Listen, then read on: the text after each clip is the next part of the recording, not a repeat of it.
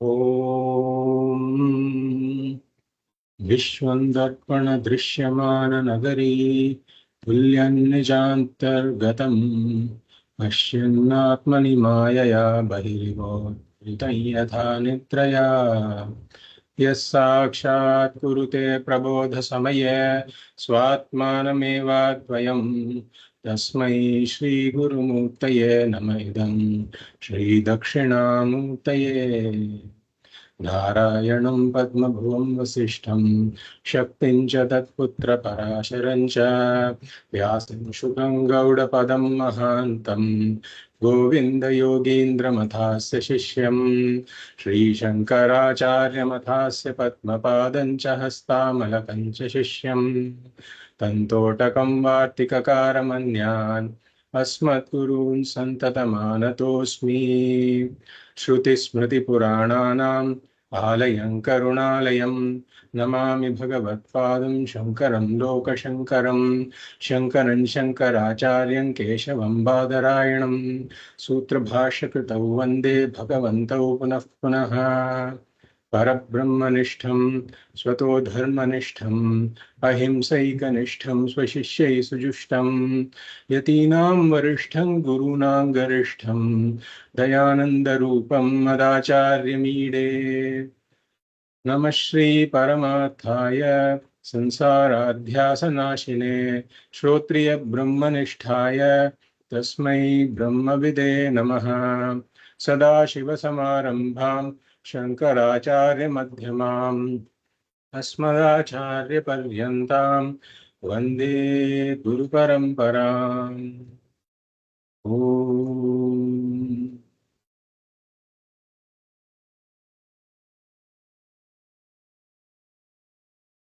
तपोभिः क्षीणपापानां शान्तानां वीतरागिणां मुमुक्षूणामपेक्ष्योऽयम् आत्मबोधो विधीयते. I welcome you all to the 11th class of the Atma Bodha series. We will read verses 17, 18 and 19 that we covered in the last class. Sada sarvagatopyatma सदा सर्वगतोऽप्यात्मा न sarvatravabhasate न सर्वत्र अवभासते बुद्धावेवावभासेत बुद्धावेवावभासेत स्वच्छेषु प्रतिबिम्बवत् स्वच्छेषु प्रतिबिम्बवत् देहेन्द्रियमनोबुद्धि देहेन्द्रियमनो बुद्धि प्रकृतिभ्यो विलक्षणम् प्रकृतिभ्यो विलक्षणम् तद्वृत्तिः साक्षिणं विद्यात् तद्वृत्तिसाक्षिणं विद्यात् आत्मानं राजवत्सदा आत्मानं राजवत्सदा व्यापृतेष्विन्द्रियेष्वात्मा व्यापृतेष्विन्द्रियेष्वात्मा व्यापारी वा विवेकिनाम् व्यापारी वा विवेकिनाम् दृश्यते भ्रेषु धावत्सु दृश्यते भ्रेषु धावत्सु धावन्निव यथा शशी धावन्निव यथा शशी.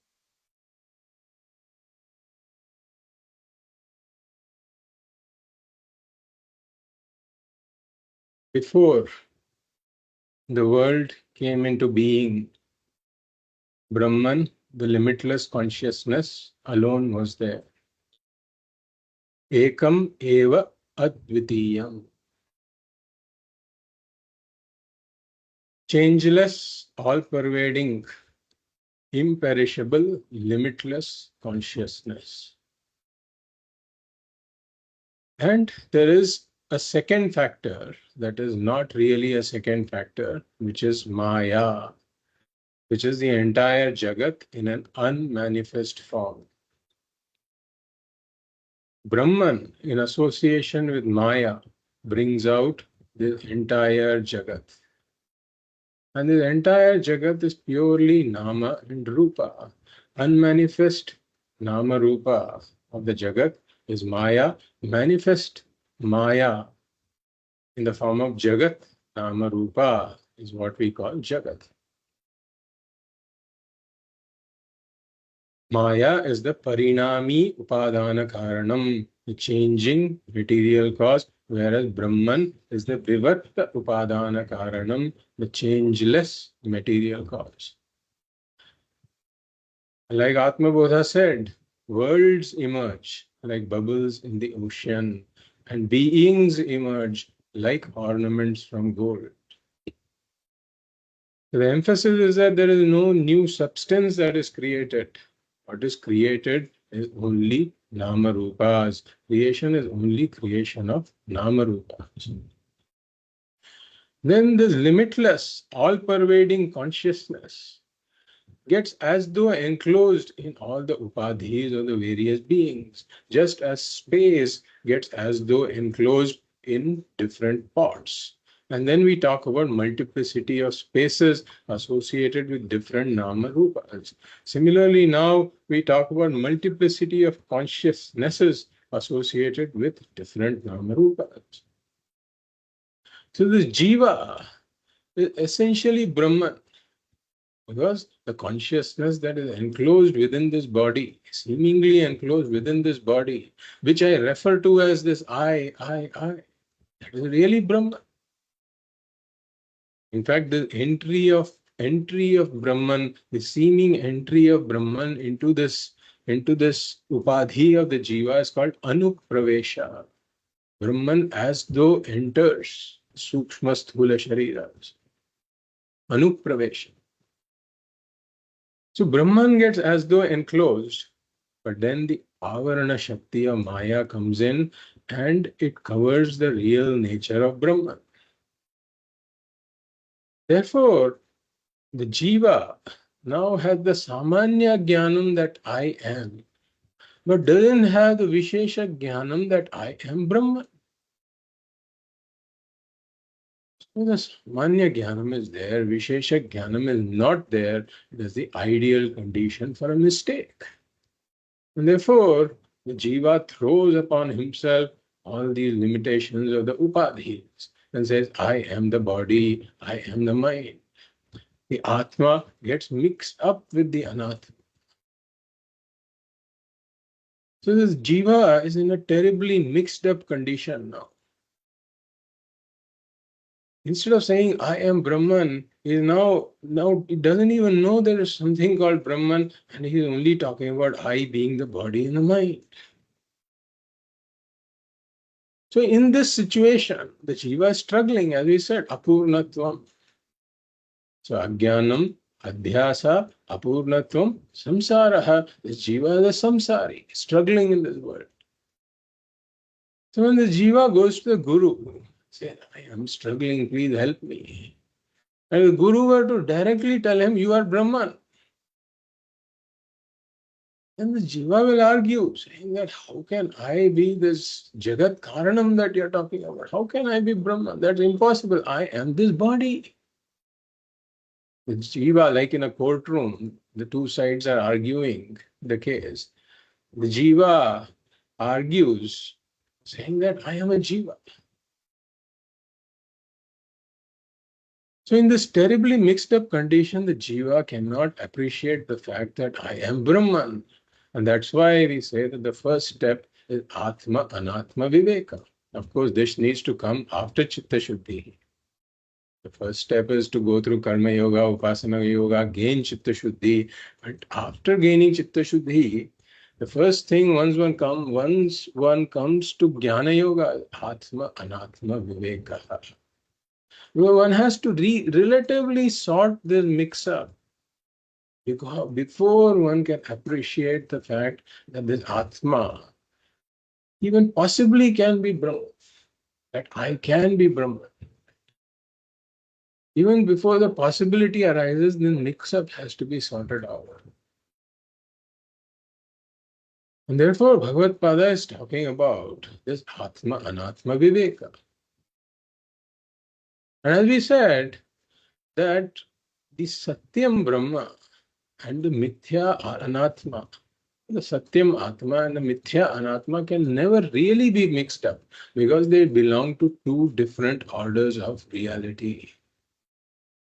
There cannot be a relationship between two things in two different orders of reality. Like this waker who's dreaming can never get married to the girl he sees in his dream. Any relationship is impossible.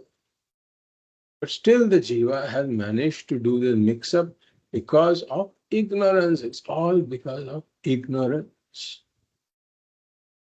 And therefore, the separation is not a physical separation.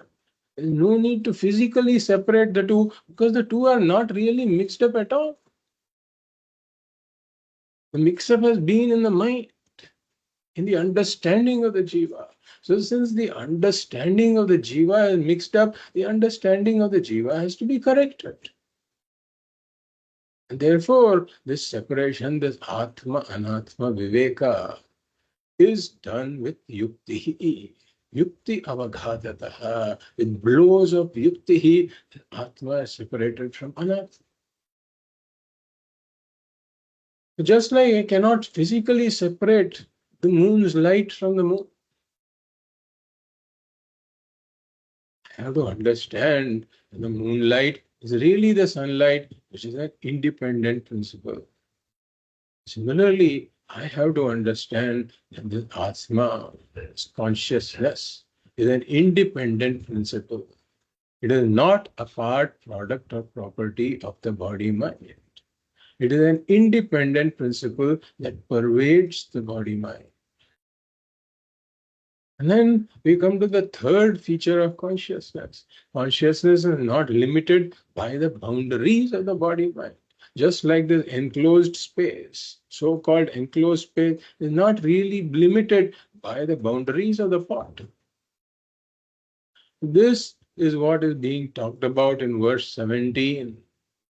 Sada sarvagataha atma. Atma is all-pervading, not limited by the boundaries of the body mind.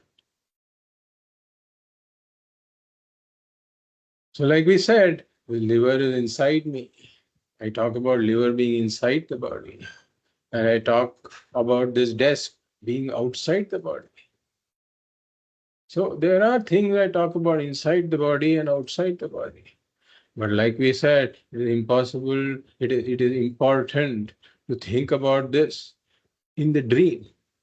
In the dream, this person is saying, the liver is inside my body and this desk is outside my body. But when he says that, the waker is the adhishthanam for the liver that is inside the body, as well as the adhishthanam for the desk that is outside the body.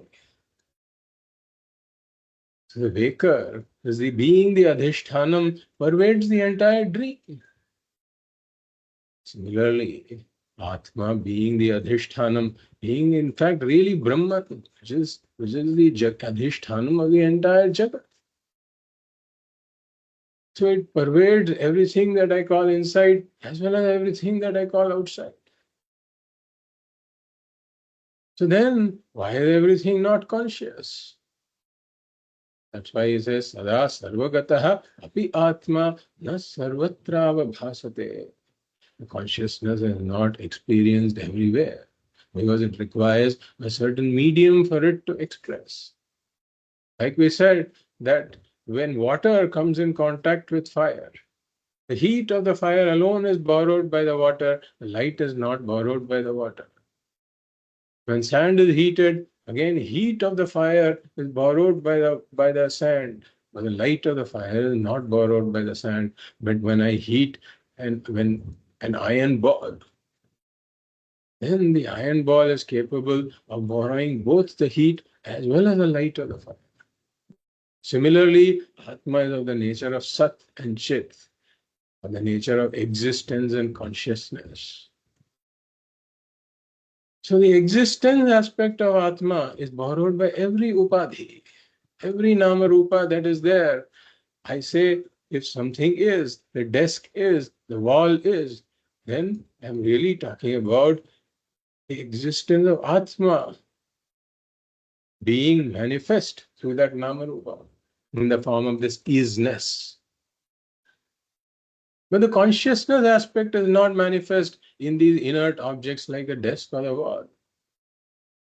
But when I say this ant is, this lizard is, this human being is, not only is the existence aspect manifest, but I can also add is conscious, because the consciousness aspect of Atma is also manifest in these upadhis. Therefore, buddhau eva avabhaseta. It requires a certain upadhi for the consciousness to manifest, even though it is all pervading. And it manifests wherever there is a sukshma sharira. Then we saw verse 18, where Bhagavad is highlighting the first two features of consciousness. Consciousness is not a product, or property of any object. And consciousness is an independent principle that pervades every object. So, Dehendriya Manobuddhi Prakritibhyo Vilakshanam. Vilakshanam, Bhagavad uses term. It's of opposite nature. Opposite to what? Opposite to all of these anatmas, deha, indriya, mano, buddhi. We saw the five features of anatma. Drishyatvam, bhautikatvam, sagunatvam, savikaratvam, agamapayatvam. Drishyatvam, it is seen. Bhautikatvam, it is made of elements and elementals. Sagunatvam, it has got shabda, sparsha, rupa, rasa, gandha attributes. Savikaratvam, it is changing. And agama payitvam, it comes and goes. This deha also comes and goes in the different avasthas. Jagrat, Swapna, and Sushupti avasthas, these dehas come and go. They are agama payi. But Atma is of the opposite nature. It is never the seen. It is always the drik. Therefore, it doesn't have drishyatva. It doesn't have bhautikatvam, because it is not a product made of elements and elementals. It is not a product of the sukshma panchabhuta, the sthula panchabhuta. It is nirgunam, therefore it doesn't have sagunatvam. It is attributeless. It is changeless, therefore it doesn't have savikaratvam. And it is anagama payi, it never comes and goes. Even in the three avasthas, the Atma is always there. The bodies come and go. The Atma never comes and goes. It's vilakshanam. So how should I know this Atma? Tadvritti sakrinam vidya. So all of these bodies, the Sharira Trayam, they have their own functions. The sense organs have their functions. Buddhi, Manas have their functions. Atma is the witness of those functions. It is the Sakshi, the Drik. Therefore, when I negate all that which is the Drishyam, then finally what I am left with is the Drik, non-negatable Drik that I cannot negate is left behind. And how do I experience this Drik? We say that the Drik is Drigeva natu drishyate. It is never the seen, it is ever the seer. It can never be experienced as an object, for it is ever the subject. So then how do I experience the subject, if one asks this? We say that it doesn't make sense to talk about experiencing the subject, because the subject is not the experienced, but it is the experiencer. Therefore, it is not necessary to know the subject. It is not possible to know the subject as an object. And it is not necessary to know the subject as an object either. because the subject is self-evident. Swayam prakashate yatma. I know that I am before I know any object. I don't need to know myself as an object to know that I am. In fact, I am the one who knows everything as an object. Therefore, the I am is self-evident.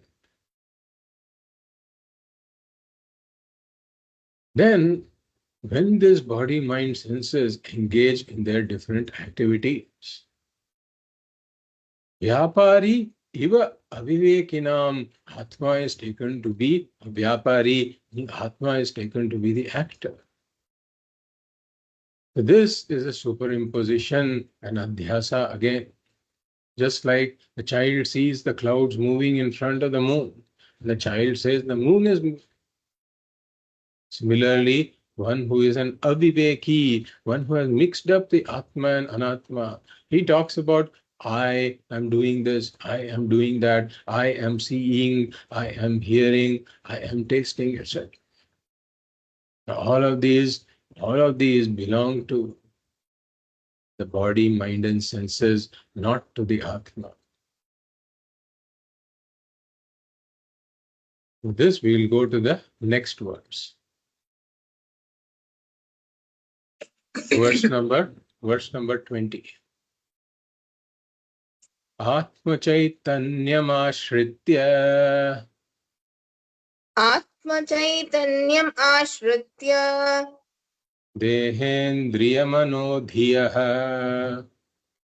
देहेन्द्रियमनोधियः स्वक्रियार्थेषु वर्तन्ते स्वक्रियार्थेषु वर्तन्ते सूर्यालोकं यथा जनाः. सूर्यालोकं यथा जनाः. Here, in the last verse, we had said that consciousness is changeless, and all of these activities, they belong to the body, mind, and senses. Then somebody may raise an objection that why should I accept a separate consciousness at all? So why not just say that it is the body, mind, senses, etc. are acting and be done with it? Why do you want to accept this consciousness that plays no role? Right? Like this is what the Charvakas think. Charvakas are our ingrown, homegrown materialists. So they say that there is no Atma at all, no necessity for talking about an Atma. It's just this body, mind, it lives one life and it goes, that's it. So here we say that the Atma doesn't get involved in all the activities of the body, mind, senses, etc. But the Atma is essential for the body, mind, senses to engage in their activities. For example, if we take the movie, example of a movie. In the movie, there are different people playing different roles. Like there is a hero, there is a heroine, there is a villain, then there are others in the family. They are all playing their different roles. But what about the screen? The screen is changeless. And the screen doesn't do any activity. So, for example, the screen is not any of the characters in the movie. The screen doesn't come and sing and dance in the movie. The screen doesn't get involved in some fight scenes in the movie. So here we say, we don't say, now, no, there's a very important scene. See, the screen is going to come in the movie and then it is going to do something special. So just watch this movie. Screen never appears in the movie. So one may say that the screen doesn't get involved in anything. It doesn't play any role at all. So the screen is useless. Let's remove the screen. Why do you need the screen? So without the screen, there cannot be any movie at all. The projector is there projecting the light from the film.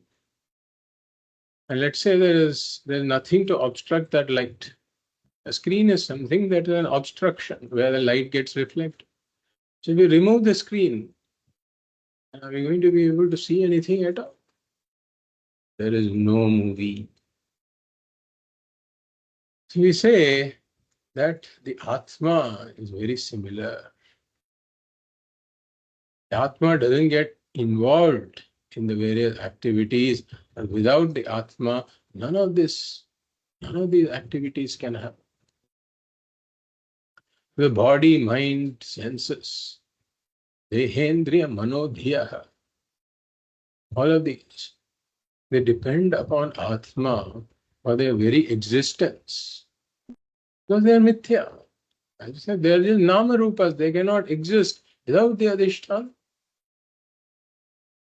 And as we have said, they are jada padartha. They don't have any inherent consciousness. And therefore, they have to borrow existence. And they also have to borrow consciousness from Atma. That's what makes them sentient. So the Atma has to light up the mind first. Sukshma Shariram, like we said, Buddhau eva avabhaseta. This consciousness has to manifest. And it manifests in the Sukshma Sharira first. And then the mind lights up the senses. And when we say lights up, we are using a figurative phrase here, but it really means it lends consciousness. Atma lends consciousness to the mind. The mind lends consciousness to the senses. And then the senses light up the world. The senses, the thought form, the vritti of the mind goes out through the senses, get associated with objects. And that is what lights up the object. So here we have seen this example before. It's a slightly different variant of the example. Let's say it's all very dark outside, pitch dark outside, Amavasya night, no moon. And then there is a room. And the room, inside the room, there's a person, and then there is a small window. This person looks through the window, and it's pitch darkness outside. He cannot see anything at all. Then he switches on a light, which is above him, next to the window. So now the room is lighted up, but what is outside is still pitch dark. Then he takes a mirror, and now he places the mirror next to the window, so that the light falls on the mirror. And then there's a patch of light from the mirror. Since the mirror is now lighted up with this reflected light, he can now direct this mirror to different places outside the window. And wherever the patch of light from the mirror falls, that object is lighted. We say the setup here is very similar. What is outside is pitch dark, meaning that it is all anatma, jadavastu. It cannot make its presence known by itself, because it's all covered by a veil of ignorance, darkness like ignorance. Whereas the Atma is like the light which is self-revealing. Then I have taken the mirror, and the window is like my sense organ, which connects with the outside world. And the mirror is like the mind. So once the mind gets illumined by the Atma, then it goes out through the sense organ, and in association with objects outside, it illumines them. So now let's imagine that this person switches off the light. Atma has no role to play, right? It's a mirror that is doing all the activity. Let's switch off the light. So he switches off the light. And now he takes the mirror and tries to move it around. Can he see anything at all? It will remain pitch dark. So this is exactly what is going on here also. The Atma lights up the mind lights up the sense organs and goes out through the sense organs, comes in contact with the objects and lights up the objects that we see. That's why in Kenopanishad, there's the discussion that says what is it that makes all of these organs engage in their respective functions. Kenopanishad says, Shrotrasya Shrotram, Manaso Manoyat, Vacho Havacham, Sau Pranasya Pranaha, Chakshushash Chakshuhu, Atimuchya Dhiraha, Pretyasmat Lokad, Amritaha Bhavanti. So Shrotrasya Shrotram, it is the ear of the ear. Manaso Manoyat, it is the mind of the mind. Vacho Havacham, it is the speech of the speech. Pranasya Pranaha, it is the prana of the prana. Chakshushas Chakshuhu, it is the eye of the eye. So what does it mean, eye of the eye? It means it is something that is different from the eye. It pervades the eye and makes the eye an eye, makes the eye function like an eye. Just like the light is different from the mirror and it pervades the mirror and makes the mirror do its job of illuminating everything else. And it's the ear of the ear, meaning it is different from the ear. It pervades the ear and makes the ear work like an ear. So all of these, it is different from each of the individual organs. Deha, Indriya, Mano, Buddhi, it is different from this, like we have seen, it's Vilakshan. It's different, but it pervades everything and makes every organ do its function. And it is one. The organs are many, but this consciousness is one. So Dehendriya Manodhyaha Atma Chaitanyam Ashritya, meaning they depend upon Atma for doing their respective functions. Swakriyartheshu Vartante, Swakriyartheshu Vartante means Swakriyartheshu Pravartante. They engage in their respective functions. So for example, you can take the example of electricity also. So electricity is different from any of the gadgets or instruments. Like here in this room itself, we have this camera, we have a light, we have a fan that is rotating. So electricity is different from each of the gadgets. But electricity pervades each of the gadgets. Now, does electricity itself do the function of each of the gadgets? Not really, because the function of each gadget is different. The camera is capturing the light of what is going on here. The light is illuminating this place. The fan is rotating and blowing air. The function of each gadget is different. We cannot say it is the function of electricity. We cannot say the electricity is active in the sense of each of these devices. The microphone is capturing sounds.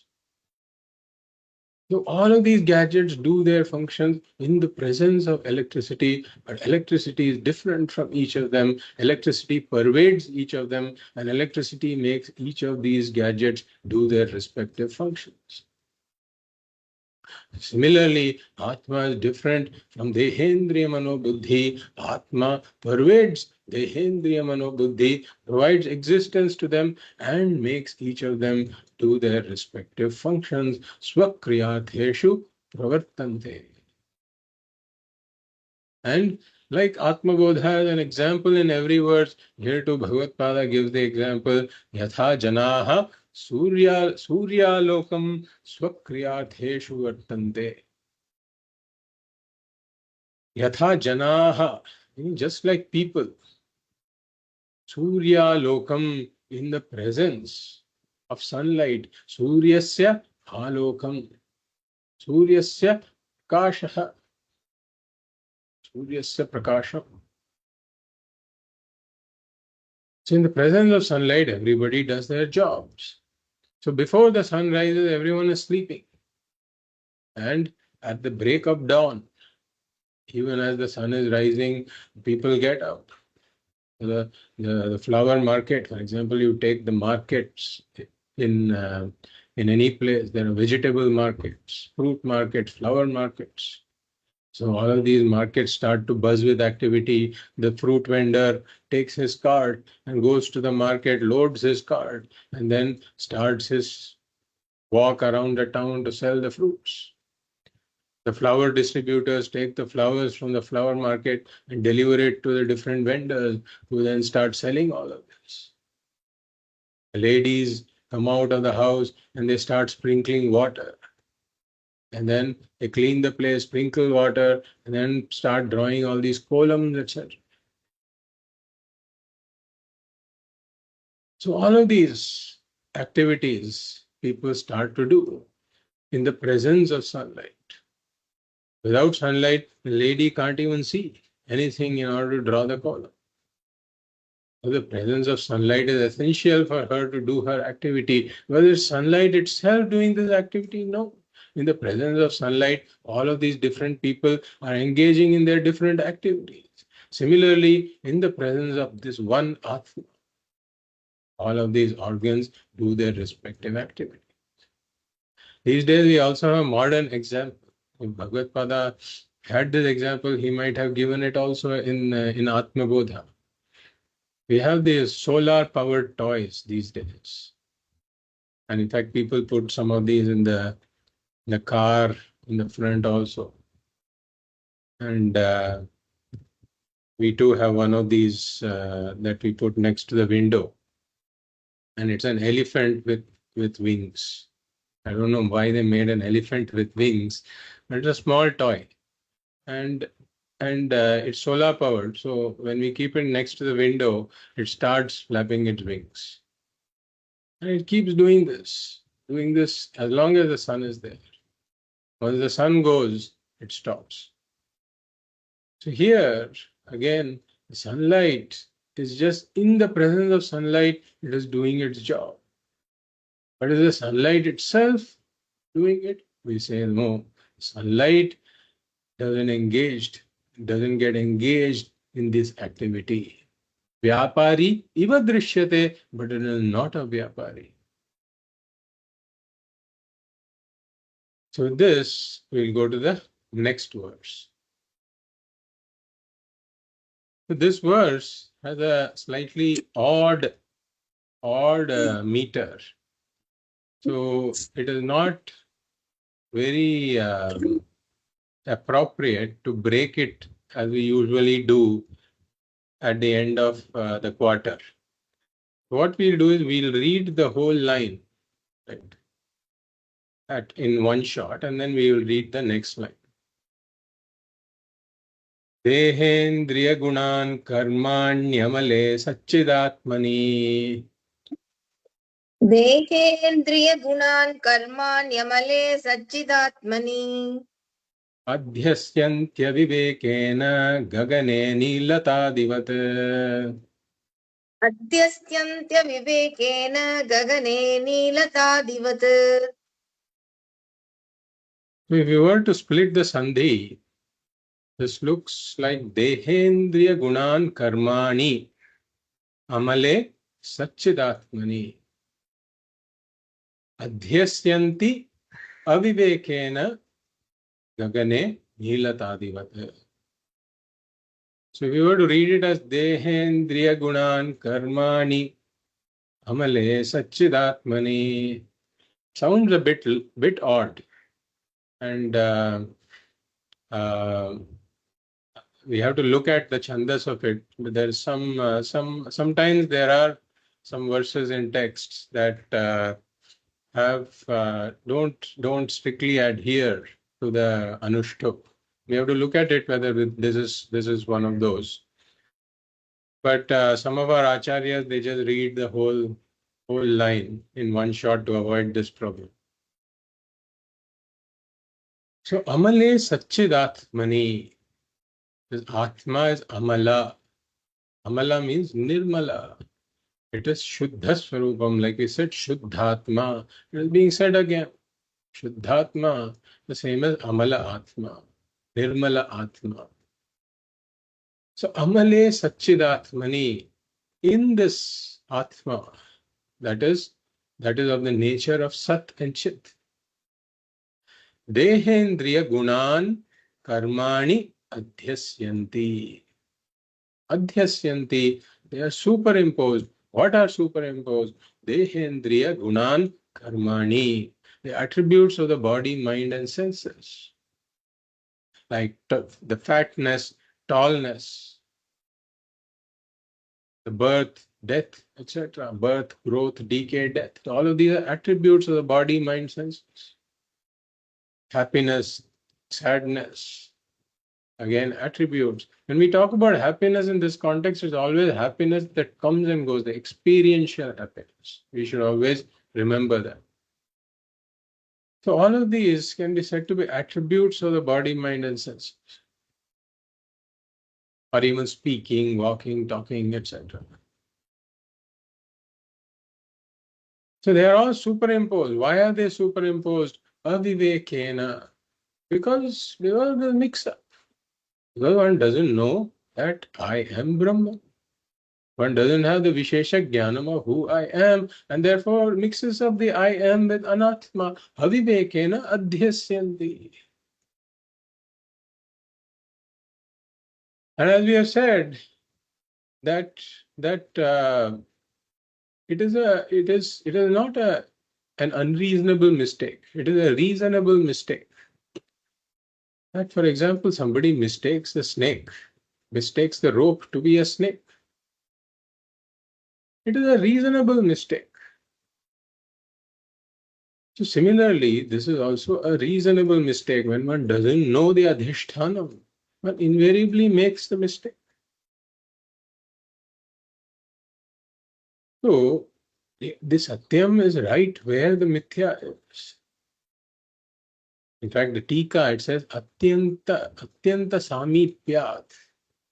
There is extremely a close association, if you may use the word association, between Atma and Anatma. There is no real association actually. But since the Atma pervades everything, and the Anatma is also right there, Atma is right there, mix up is happens due to ignorance. So avivekena. So dehendriya gunan karmani adhyasyanti. So adhyasyanti means adhyasam kurvanti. They do the adhyasa. Now we have seen adhyasa is mistaking one thing for another. But we have never seen the formal definition of adhyasa. And I thought this will be a good place to introduce that. The adhyasa is defined as atasmin tad buddhi. Atasmin tad buddhi. Atasmin tad buddhi adhyasa. What does this mean? Tasmin is the seventh vibhakti of the word tad. It means in that, in that. Atasmin means in not that. Right? Atad means not that. So atasmin means in not that. That's tad buddhi, seeing that. So in not that, I see that. That is what is adhyasa. So in the not snake, I see the snake. Basically, in the rope, I see the snake. So in the not snake, I see the snake. It's a mistake. I'm seeing the snake, but it is really not a snake. Or in the not silver, I see the silver. Like we said, Shuktikayam Rajatadi Adhyas. So in the not silver, meaning in the shell, I see the silver. It's a mistake. Similarly, here, in something that is not the body, mind, senses. I see the body, mind, senses. So in this I is not the body, mind, senses, it's Atma. The I means Atma. In this Atma I, which is not the body, mind, senses, I see the body, mind, senses and their attributes. This is Adhyasa. So we wrongly transfer an association with the body, mind, senses and its attributes. We throw all this upon the Atma. So you can talk about two levels of Adhyasa. First Adhyasa is seeing the snake in the not snake, right? So in the rope, seeing the snake. That is the first Adhyasa. The second Adhyasa is seeing the attributes of the snake in the not snake. First I say this is a snake. And then I say this is a striped snake. The attributes of the snake are also transferred to the rope. So here, now what he's talking about, Bhagavad is saying, Dehendriya Gunan Karmani Amale Satchidatmani. So I am transferring the attributes of the Deha, Indriya, the Gunan. Gunan means the attributes. I'm transferring the attributes of the body, mind, and its activities. The attributes and the activities belong to the body, mind, but I'm transferring those to the Atma. Saying that I am young, I am old, I am male, I am female, or I am blind. I'm not able to hear properly. Now I am hearing properly. I'm not able to see properly. Now I am seeing properly. So all of these activities are also there. Attributes and activities of the body, mind, senses are thrown upon the Atma. So this is a source of a lot of complexes also, like we said, a source of a lot of apurnatvam. For example, somebody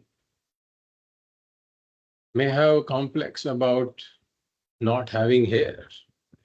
So the head is bald. And he feels, I am bald. Or sometimes even having hair is a problem. And he's trying to get the hair removed or shortened or cut in a certain way. So complexes arising out of attributes of the body mind. Or there is, in fact, there are entire industries that cash in on all these complexes. I don't know if these things are there, but once when I was uh, walking somewhere in the US, I saw that there was a toenail salon. A toenail salon. And I was wondering why people needed something like that. But I assume that there can be a complex because of toenails also. That's why there are segments of these there are shops catering to these. So there is also this thing about the nose not being okay or cheeks not being okay, and people actually get some plastic surgeries done to alter how they look. Again, all of this is because I am not okay with what is there. That is because I've thrown the attributes of the body and mind upon myself, the Atma. So for a Jnani who understands the nature of the Atma, the attributes of the body, mind, whatever they are, it is never a problem. never a source of any complex, never a source of apurnatvam, because the jnani is independently fulfilled. Like we have the example of Ashtavakra. Ashtavakra had 8 bends in his body. He was a jnani. He was moving around, teaching people. But such a jnani never has a complex because of the body. That I am, see, not good enough because I have this problem. The problem is a body's problem. Whatever shortcoming is a body's shortcoming. The Atma has got no relationship with the body, really speaking. This being Satyam, as we have said, there is no relationship with Mithya. This relationship is created because of Ajnanam. The association is created because of Ajnanam, and then the attributes of the body mind are thrown upon the Atma.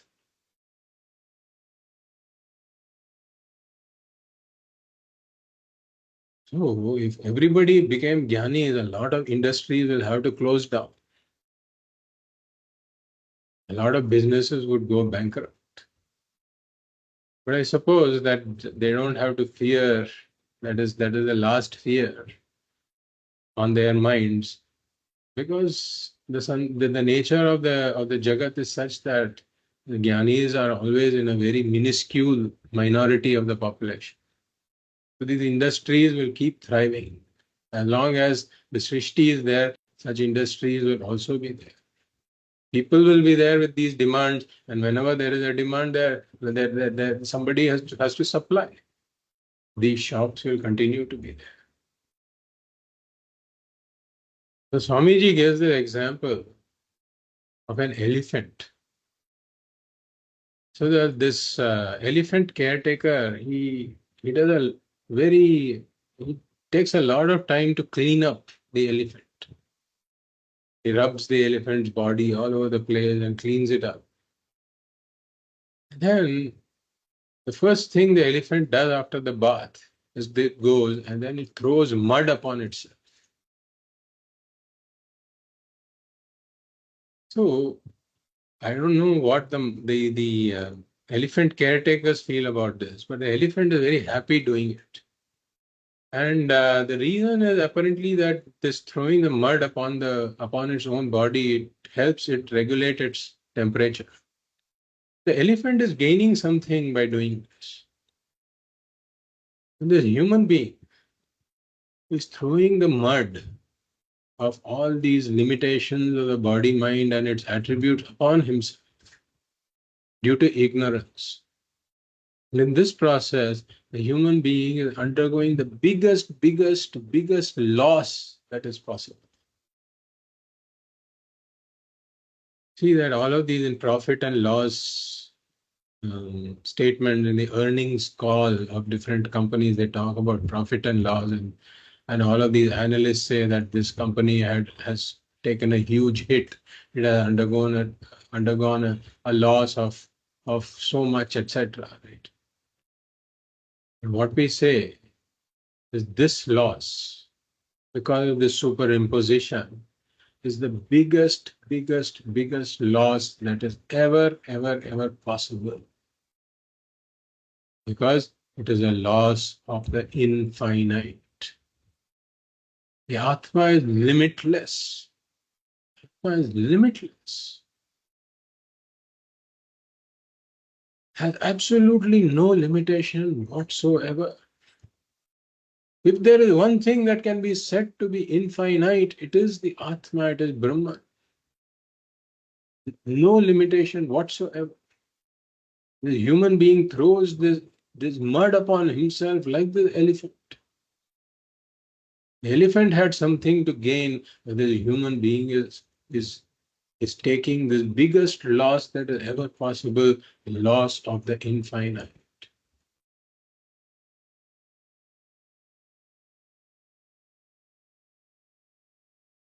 So Dehendriya Gunan Karmani Adhyasyanti. Amale Satchidatmani, upon this Atma that is Nirmala. So somebody may ask this question, that why are you saying so? Why can't this transference, right? Be there, some transference be there through association. For example, we talk about how important association is, how important company is. So we emphasize the need for satsanga, the company of the good, the company of the wise. Because the satsanga, in the presence of satsanga, gradually those who are in the satsanga also, they begin to get the positive attributes. Similarly, dussanga is also in bad company. A person can get a lot of bad habits. And then there is also this proverb that one bad apple spoils the other apples around. Why can't the Atma be like that? Because this body mind has attributes, and Atma, as we said, is intimately. Wherever the body mind is, Atma is also there, intimately associated. Present, wherever these limitations are, the Atma is there. Why can't the Atma also really have these attributes? So we say that it is impossible. The Atma is Satyam and everything else is Mithya. Therefore, the Atma is like the space. It is Asangaha. There cannot be any real transfer to the Atma at all. Here we are talking about a transfer across orders of reality, and such a transfer is impossible. Mithya attributes can never touch the Satya. So it is only because of ignorance that the superimposition and the transfer of the attributes of the superimposed to the adhishthanam, all of this is happening because of ignorance alone. And Bhagavad Pada gives the example, Gagane Nilatadivat, like space. Now space, we look at the space up there, and then we say that the sky is blue. The sky is just another name for space. So a child looks up there and says that the sky is blue, meaning that the space up there is blue. Now space inherently can never be colored, just like this colorless crystal. Space has got only one attribute, we say. That is the attribute of Shabdaha, the attribute of sound. It has no other attributes. Shabdaha, Sparshaha, Rupaha, Rasaha, Gandhaha. These are the attributes. So Rupaha, or these colors and forms, is not there in space. But still we say that this is colored. This is again because of ignorance. What is really happening is in the atmosphere there are dust particles. And the light falls, sunlight falls upon the dust particles and gets scattered. And for some reason, the blue light, I think it is the shortest wavelength light. So it gets scattered a lot more because of the dust. And therefore, this blueness really belongs to light, and you can say because of the presence of the dust. So it belongs to the light and to the dust, never to the space. But then somebody who is ignorant of this phenomenon will look up there and it's an appearance in space, all right. It's an appearance. But then he takes it to be the reality. He says that the space is now color. The attribute of something else has been transferred to something else. Atasmin tad buddhi adhyasa has happened. So similarly, in the Atma, that is really free of all these dehendriya gunan karmani. It's free of all these attributes of the body, mind, and activities of the body, mind. All of these are transferred aviveken because of ignorance upon the Atma. We go to the next verse. Ajnanat manasopadhe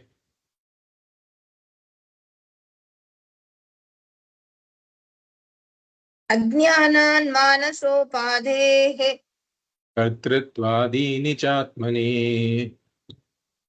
कर्तृत्वादीनि चात्मनि कल्प्यन्ते मुकते चन्द्रे कल्प्यन्ते भुगते चन्द्रे चलनादि यथाम्भसः चलनादि यथाम्भसः अज्ञानात् मानसोपाधेः. So it's अज्ञानात् मानसोपाधेः becomes अज्ञानान् मानसोपाधेः. कर्तृत्वादीनि च आत्मनि कल्प्यन्ते अम्बुगते चन्द्रे चलनादि यथा अम्भसः.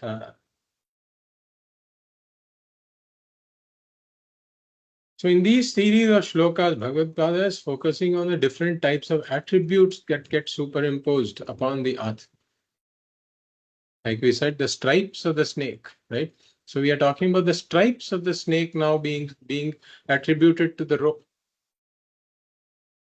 So in the prior shloka, we talked about the activities and the attributes of body, mind, senses. So here now, Bhagavad is talking about the superimposition of kartritvam, bhoktritvam, etc. Kartritvadini. So attributes of doership and enjoyership, etc. That belong to the body, mind, senses. These are also thrown upon the Atma. So manasopadhehe kartritvadini. The doership, kartritva, and there's an adipada there, meaning etc. So we always say that whenever the shloka gets this adipada, etc., we should think about what this etc. means. Right? So kartritva adi is kartritvam, bhoktritvam, doership and enjoyership. So the body and the mind is the doer and enjoyer, karta and bhokta. And the body and mind are therefore being the bhokta, being the enjoyer, they are in the clutches of karma. So they engage in activity and they are the recipients of the fruits of those actions. The karma phalam also, it can only affect the body and mind because it is the bhokta. So all of these kartritvadini, manasopadhehe that belong to the mind upadhi. And Bhagavad is careful here to use the term upadhi. As we have seen in upadhi, what is an upadhi?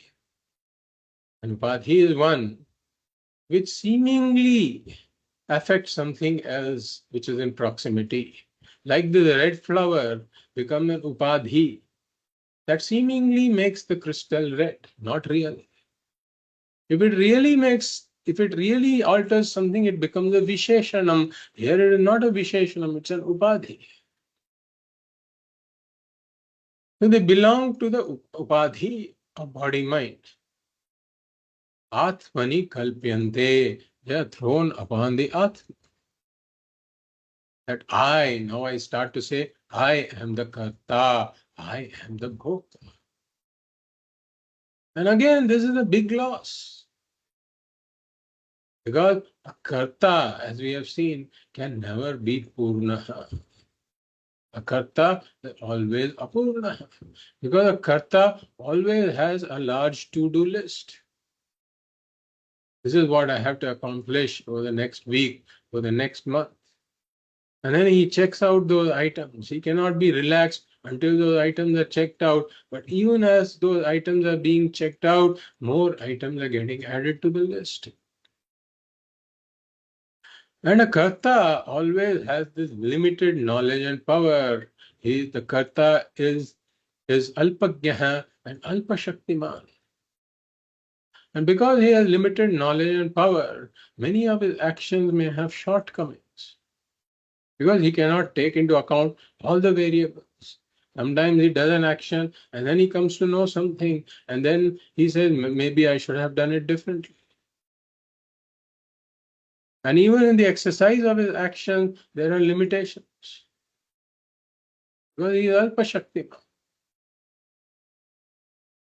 Therefore, the Karta is limited. And always worried about omissions and commissions. For example, if he, because of his limited knowledge, he may omit doing what is right, or he may commit something that is wrong. And therefore, this leads to guilt. Guilt is associated with the Karta. And then the Karta is also worried about the outcomes of the actions. All of these are limitations of the Karta that make the Karta apurnaha. Similarly, the Bhokta is also apurnaha. Why? Because there are more and more things to experience in this world. And then somebody plants a desire in my mind, saying, I just went to this place. See, um, some place like Niagara Falls, or some place, there's wildlife parks in Africa. When they plant this desire, then the bhokta becomes restless. He feels he has to now experience that. And then he actually makes plans, he books the tickets and takes a vacation. And then he goes on this trip. So even there's dukkha mishritatvam, as we have seen, dukkha mishritatvam. He has to lug his baggage around. And then he's already got prone to backaches. He's been carrying this heavy bag around, and then his backache is now starting to act. Or then he goes to the hotel, and nothing, no situation is ever perfect. So there are shortcomings where he's staying. And then he has to travel, and then he finds there's a lot of heat there, right? So he feels very tired. And then he has to deal with some outside food that is now upsetting his system. And then he has to take this flight, and then there are delays in the flight, and so there are certainly positives to his trip, but I'm highlighting some of the negatives because this is what brings in the dukkha mishritat. There is no absolute joy in any of this, always mixed with some sorrow. And then he comes home, and now he has to take 2 days off after the vacation. The vacation after the vacation. And then he eats his home food, and he says that this home food now tastes like amritam. So as they say, east or west, home is the best. So dukkha mishritatvam. So this bhokta can never be purnaha, always apurna. So now he has thrown this kartritva and bhoktritva upon the Atma. That is absolutely free of all this kartritva and bhoktritva. There is no trace of kartritva and bhoktritva in the Atma. But he has thrown this upon himself like that elephant. Again, loss of the infinite. Because now he has become a karta and bhokta. He has lost his inherent purnatvam. In a manner of saying, he hasn't really lost it, but lost it because of ignorance and mix-up. Why he has lost it? Bhagavad himself says, Ajnana. Due to self-ignorance. Samanya Jnanam is there, Vishesha Jnanam is not there. He has thrown all this upon himself. Actually, in the Bhagavad Gita, there's this shloka that says, Prakritehe kriyamanani gunaihi karmani sarvashaha ahankara vimudhatma kartaham iti manyate. Ahankara vimudhatma karta aham iti manyate. So he begins to say, I am the karta. Why is he saying that? He is ahankara vimudhatma. Vimudhatma means he is deluded. He is deluded by this ahankara. What is the ahankara? Ahankara is mix-up of Atma mixed with any Anatma, is Ahankara. So this mix-up of Atma and Anatma, because of this he is deluded. And he says, I am the Karta. So it is not just the layman, but even the philosophers make this mistake. So if we take the six Astika Darshanas, and we have Sankhya, Yoga, Nyaya, Vaisheshika, Purva Mimamsa, and Uttara Mimamsa. All of these are called Astika Darshanas because they take the Veda to be a pramana. For each of these, the Veda is a pramana. Then we also have the Nastika Darshanas. They reject the Veda. For them, Veda is not a pramana. Even amongst the Astika Darshanas, we have the Purva Mimamsa philosophers who take the Veda to be a pramana. But according to them, the Veda, even if it gives jnanam, it is only for the purpose of karma. For them, everything is karma-centric. In fact, according to them, there should not be a jnana kanda at all. There should not be a separate Vedanta at all. It should only be the Veda Purva that subsumes everything, and there should only be karma and rituals, nothing else.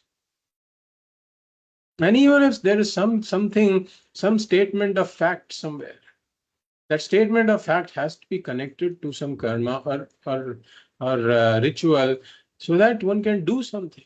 According to him, only by doing there is prayojana. Just by knowing something, there cannot be any prayojana. For example, you know that there is water. He says, just by knowing there is water, there is no prayojanam. Drink it, only then it quenches your thirst. Similarly, you can attain sukha and remove dukkha only by doing something. Just by knowing something, you can never become free of sukha and dukkha. He is a purva pakshi for Vedanta. Purva pakshi means a philosopher who has got different views. In all of Bhagavad Pada's bhashyas, etc., Purva Pakshi, as a Purva Pakshi, the Purva Mimamsaka is a Purva Pakshi who comes in with a lot of opposite ideas. And then Bhagavad Pada refutes what he said. So he said that Veda is only talking about karma and the human being is a karta fundamentally. So he should always keep doing something. Again, he also has made this mistake. He has thrown this kartritvam that belongs to the body, mind, senses upon the Atma, and he says, I am the karta. So according to him, the whole life one should keep doing something. Only by doing one gets a prayojana. So yatha ambugate chandre ambhasaha chalanadi kalpyate. So here again, Bhagavad Pada gives the example. Like this moon is reflected in the waters. Ambugate chandre. Ambu means water. Ambugate chandre. So the moon is reflected in the water, but this water has got some movement. Ambhasaha chalanadi. So the movement of the water. The water is moving, and therefore the reflection of the moon in the water is also it is trembling, vibrating. And now somebody says that the moon is vibrating. Moon is moving. Again, a slightly different variant of the cloud example. Something similar. So the movement of the water is superimposed upon the moon because of ignorance. So similarly, this body mind sense complex is there. And in it, the reflection of the Atma, the reflection of the consciousness is there because it has got borrowed consciousness. The body mind senses are engaged in activity, they have got kartritvam all right. But along with it, the reflection of the consciousness is also mixed up. with the body mind sense complex. And therefore, the reflection of the consciousness, the RC, as we saw, the reflected consciousness, that also is associated with the activity.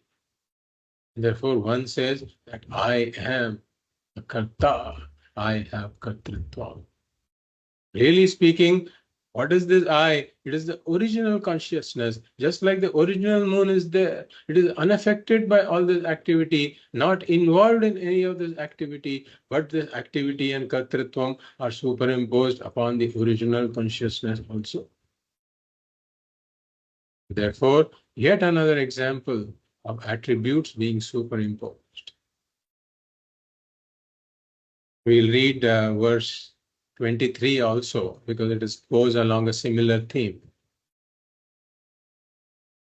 रागेच्छा सुख दुःखादि रागेच्छा सुख दुःखादि बुद्धौ सत्यां प्रवर्तते बुद्धौ सत्यां प्रवर्तते सुषुप्तौ नास्ति तन्नाशे सुषुप्तौ नास्ति तन्नाशे तस्मात् बुद्धेस्तु नात्मनः तस्मात् बुद्धेस्तु नात्मनः So raga, ichha, sukha, dukkhadi. Ragecha, sukha, dukkhadi. Buddhau satyam pravartate sushuptau na asti. Tad nashe, tannashe. Tasmat buddhehe tu na atmana. Na atmanaha. Tasmat buddhehe tu na atmanaha. Now, like this, continuing on the theme of the stripes of the snake being superimposed upon the rope, Bhagavad Pada is talking about raga, ichha, sukha, dukkhadi, a variety of attributes of the mind. So again, I first say that I am this. The Atma is free of all this. But due to ignorance, my first thing I say is I am this body mind. This is the ahankara. Whenever I say I am this, that is the ahankara.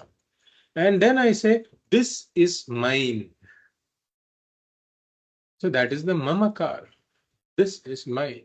So through the body, once I get connected with the body saying I am this, then through the body I get connected to my family, possessions, profession.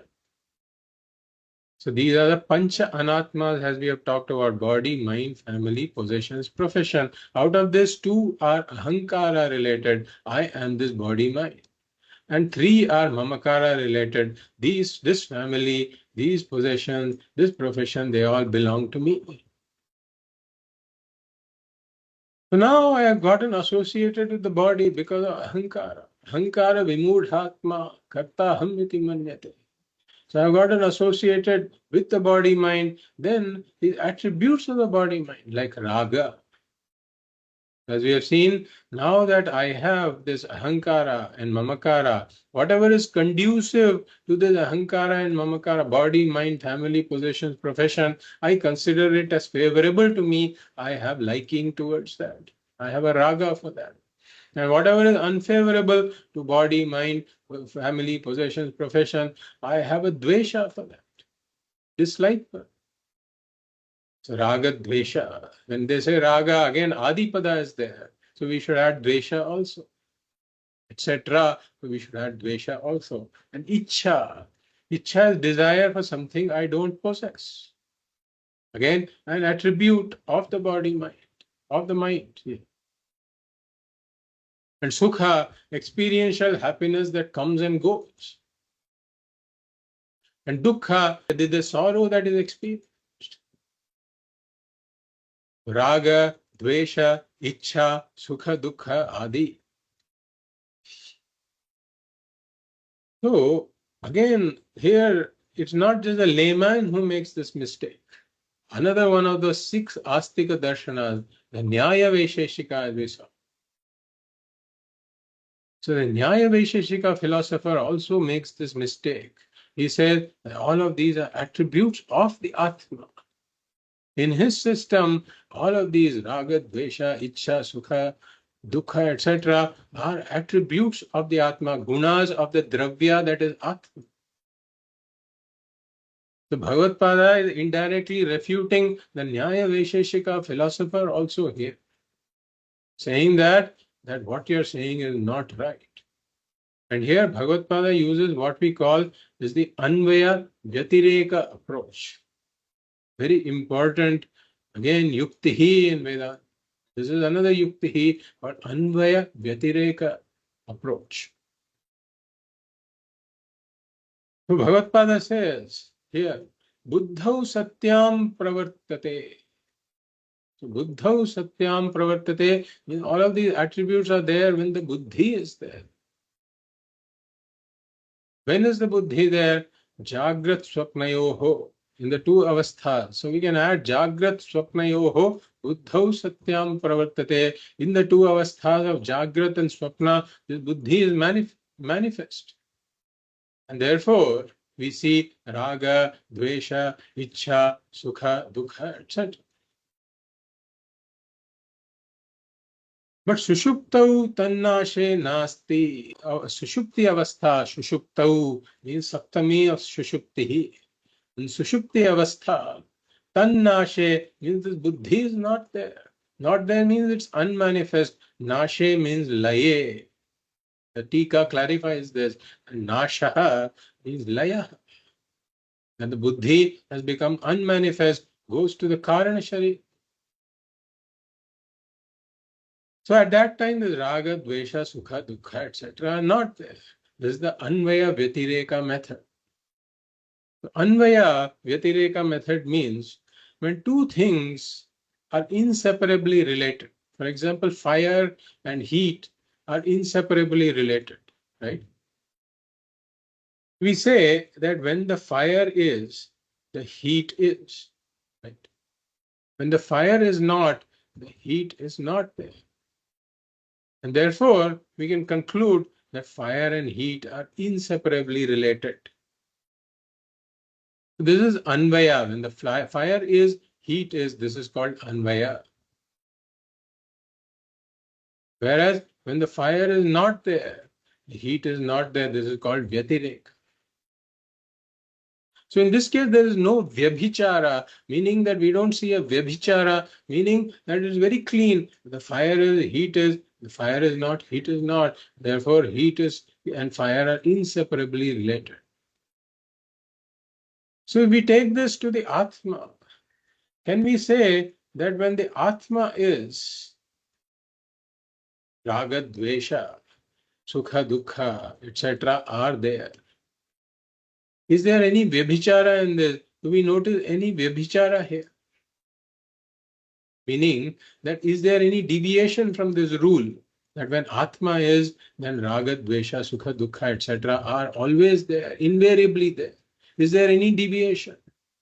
We say there is a deviation.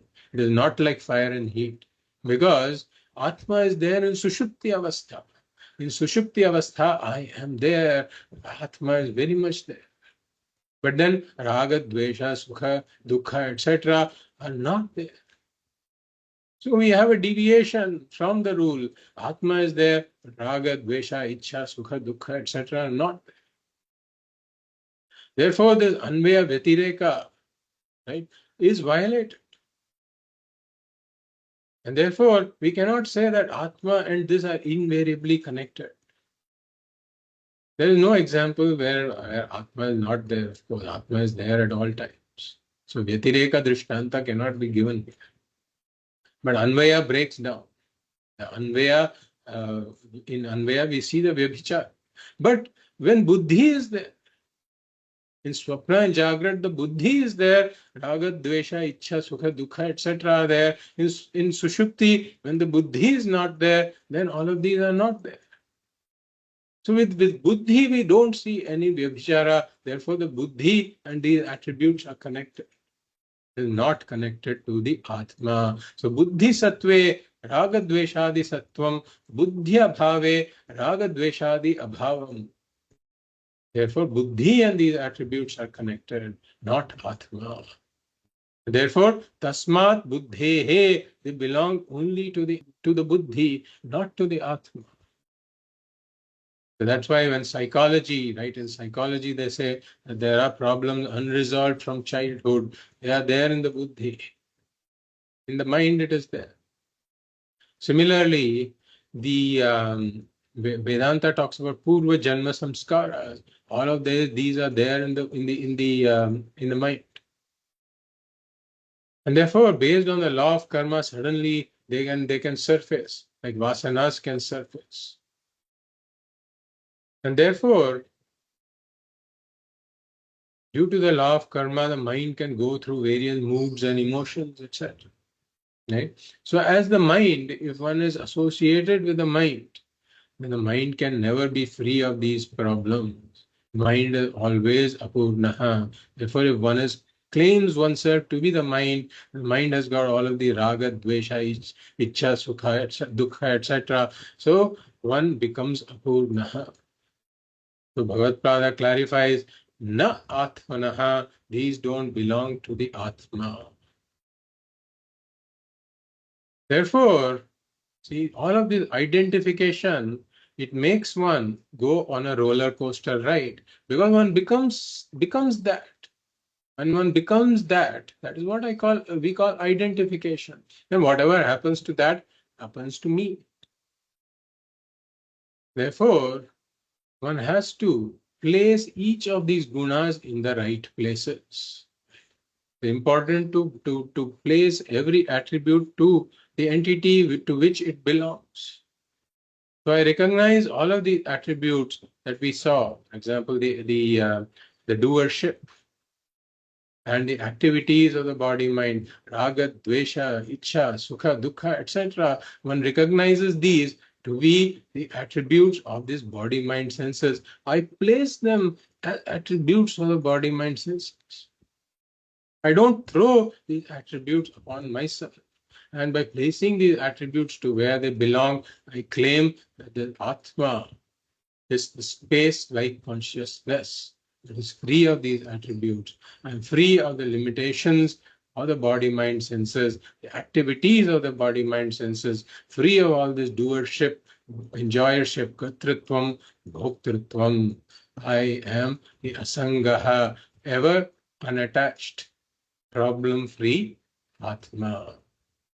Om Purnamada Purnamidam Purnat Purnamudachyate Purnasya Purnamadaya Purnameva Vashishyate Om Shanti Shanti Shanti Hari Om Shri Guru Namaha Hari Om